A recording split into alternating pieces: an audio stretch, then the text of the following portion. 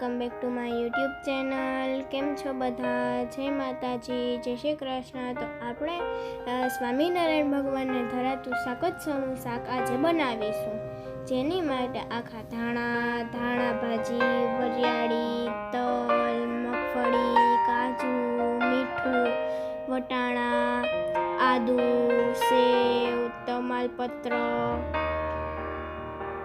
બાદિયા, તજ, લવિંગ, સૂકું મરચું, મરચાં અને ટમેટું અને રીંગણ જોશે.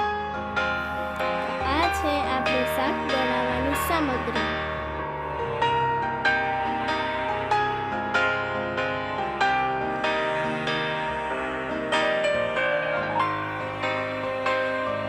હવે આપણે આ રીંગણના 4 ખાડા કરી લેવાના છે. એ એક વસ્તુ ધ્યાનમાં રાખવાની છે કે આખું રીંગણ ન કપાઈ જાય.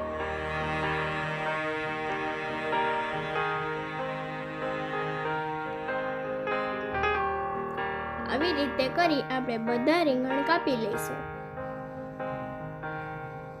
હવે આપણે એક પેનમાં તેલ ગરમ કરવા માટે મૂકી દીધું છે અને આપણા બધા જ રીંગણ છે તે કપાઈ ગયા છે અને હવે તેને આપણે તળવા મૂકી દઈશું. બધા જ રીંગણાને આપણે તળવા મૂકી દઈશું અને તેને થોડુંક હલાવશું.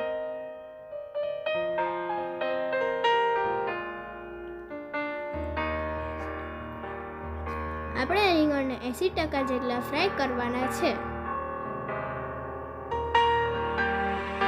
આપણે મરચાંના પણ કાપા પાડી અને તેને પણ તળવા મૂકી દઈશું.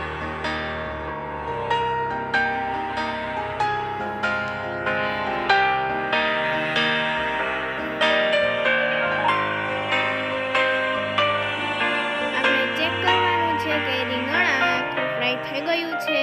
જો ન થયું હોય તો તેને થોડીક વાર માટે તળવા મૂકી દઈશું. હવે બધા રીંગણ તળાઈ ગયા છે અને તેને આપણે હવે એક ડીશમાં કાઢી લઈશું. રીંગણ લીલા કલરના થાય એટલે સમજી લેવાનું કે તે તળાઈ ગયા છે.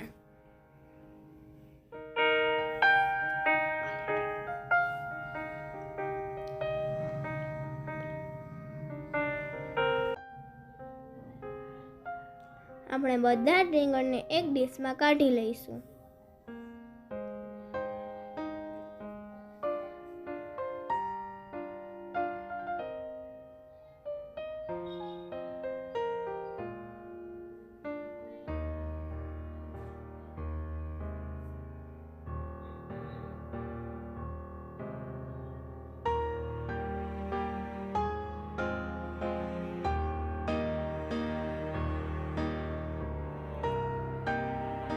આ જ રીતે આપણે બધા રીંગણને કાઢી લઈશું.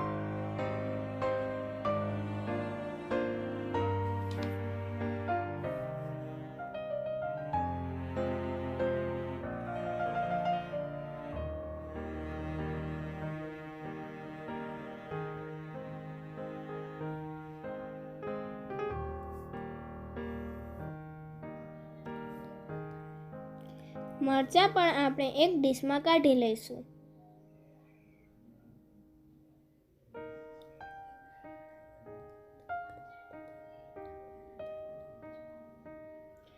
રીંગણા તળાઈ જાય એટલે ખૂબ જ ક્રિસ્પી થઈ જાય છે, તેથી આપણે તેને તળી લઈશું.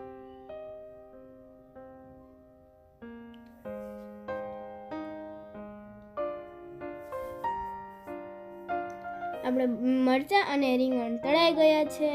હવે આપણે એક મિક્સર જાર લઈશું, જેમાં આપણે મગફળીના દાણા લઈશું, જેને આપણે શેકી લીધા છે. કાજુ લેશું, જેને પણ આપણે શેકી લીધા છે.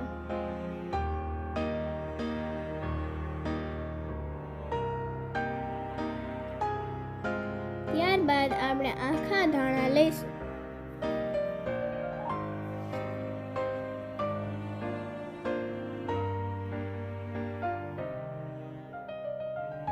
પછી આપણે થોડીક વરિયાળી પણ એડ કરીશું.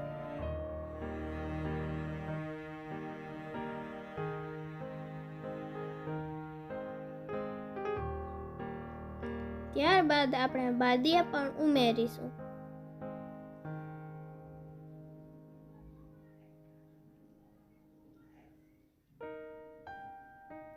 હવે આપણે તીખી સેવ લઈશું. જો તમારી પાસે આ ન હોય તો તમે ચણાનો લોટ પણ એડ કરી શકો છો.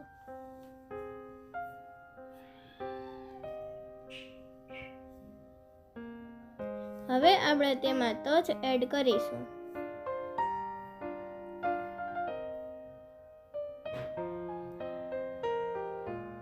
પછી આપણે તેમાં તલ એડ કરીશું. હવે તેને આપણે ગ્રાઇન્ડ કરી લઈશું. આ બધો મસાલો ગ્રાઇન્ડ થઈ ગયો છે.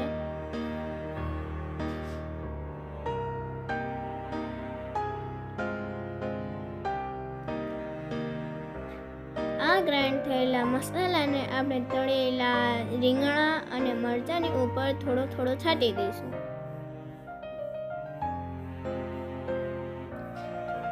તમે જોઈ શકો છો કે આપણે આવી રીતે છાંટવાનું રહેશે.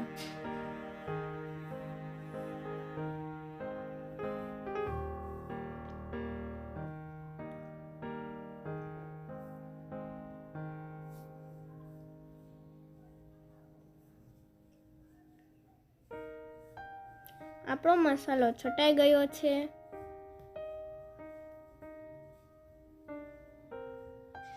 હવે આપણે પેનમાં તેલ થોડુંક નાખી અને તેને ઓન કરીશું.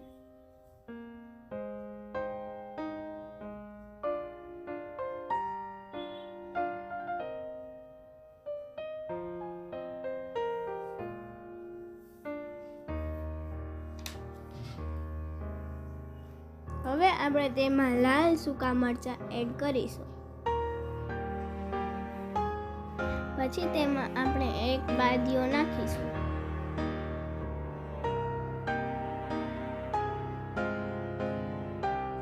હવે તેમાં આપણે તજના ટુકડા નાખીશું અને લવિંગ પણ એડ કરીશું.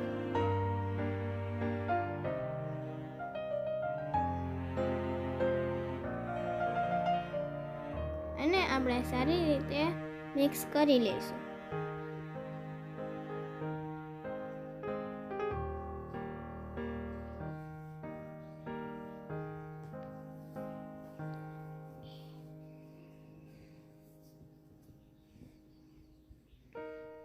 તેને આપણે હલાવતા રહેવાનું છે.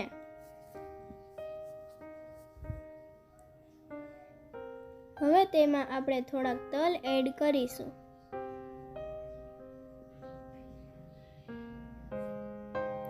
અને વરિયાળી એડ કરીશું.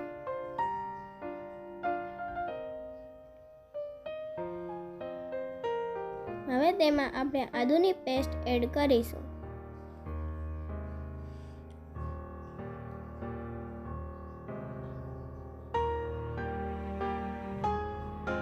અને આપણે થોડુંક હલાવી લઈશું.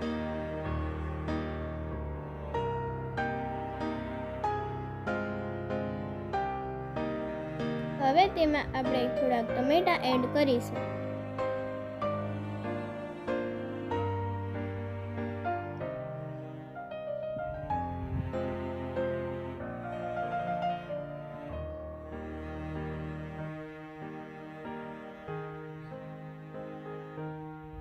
હવે તેમાં આપણે થોડાક વટાણા એડ કરીશું.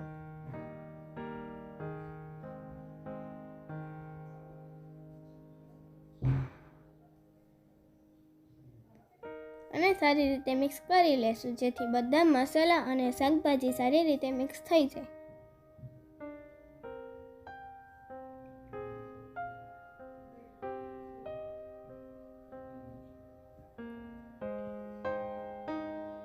તો બધા જ મસાલા મિક્સ થઈ ગયા છે.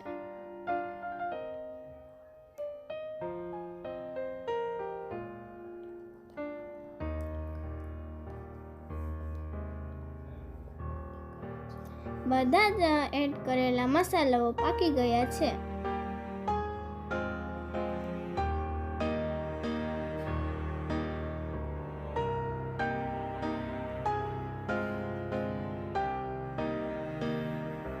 હવે તેમાં આપણે લાલ મરચું પાવડર એડ કરીશું.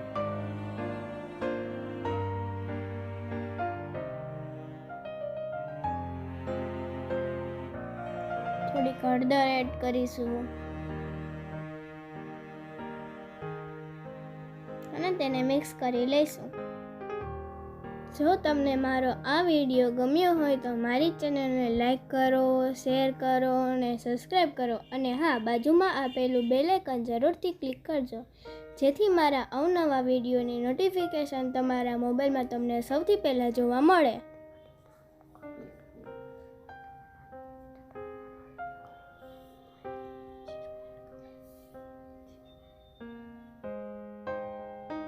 હવે તેમાં આપણે જે મગફળી અને બીજા મસાલાઓનો જે ગ્રાઇન્ડ ભૂકો હતો તે આપણે એડ કરી દઈશું.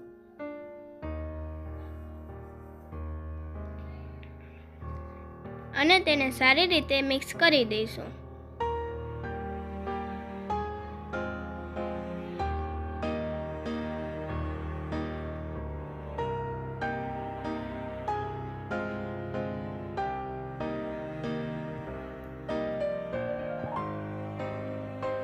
હવે તેમાં આપણે 2 થી 2.5 કપ જેટલું પાણી નાખીશું.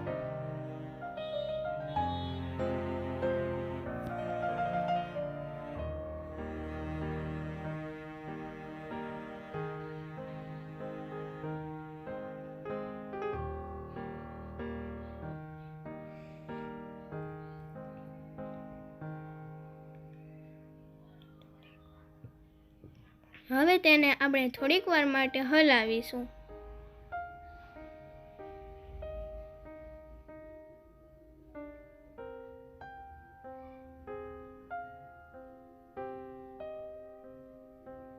હવે તેમાં આપણે રીંગણ અને મરચાં હતા તે આપણે તેમાં એડ કરી દઈશું.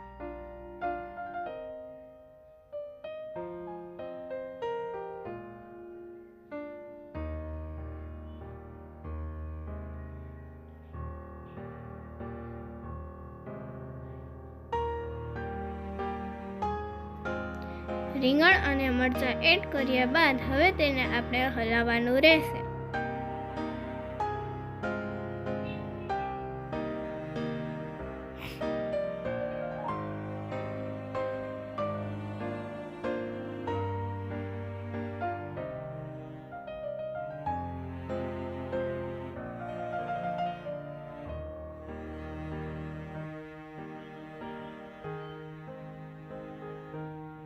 હવે તેમાં આપણે સ્વાદ અનુસાર મીઠું એડ કરીશું.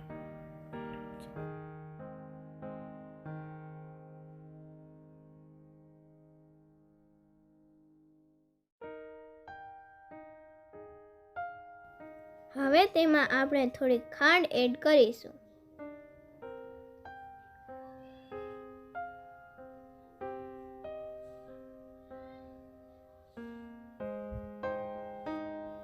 હવે તેને આપણે થોડીક વાર માટે હલાવીશું.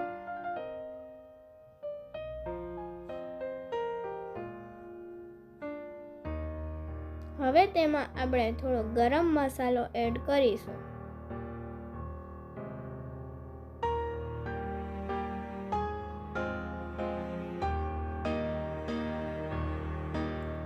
હવે તેમાં આપણે થોડોક લીંબુનો જ્યુસ પણ એડ કરીશું.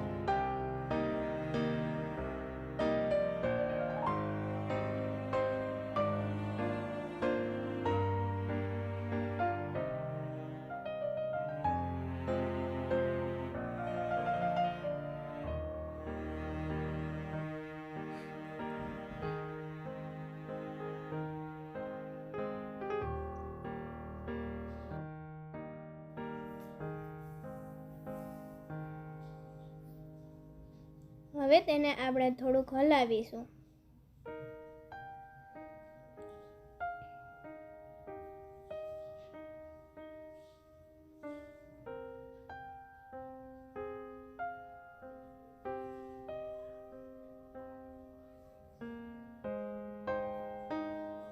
હવે તેને આપણે પાકવા માટે ડીશ ઢાંકીને મૂકી દઈશું.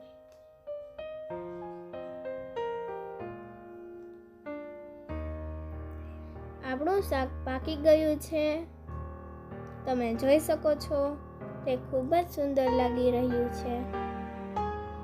જો આવું ખૂબ ખૂબ જ સુંદર લાગી રહ્યું છે, તો તે ખાવામાં કેવું મસ્તનું હશે.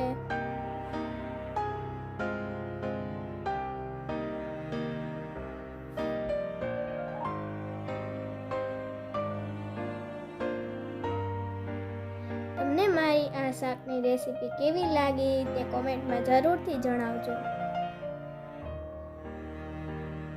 હવે તેમાં આપણે ઉપરથી થોડી કોથમીર એડ કરીશું